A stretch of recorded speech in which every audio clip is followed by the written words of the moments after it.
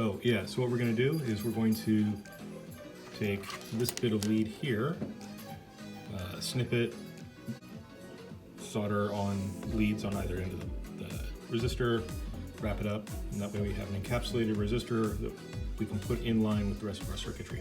We have a bunch of leads, they go to a bunch of different places.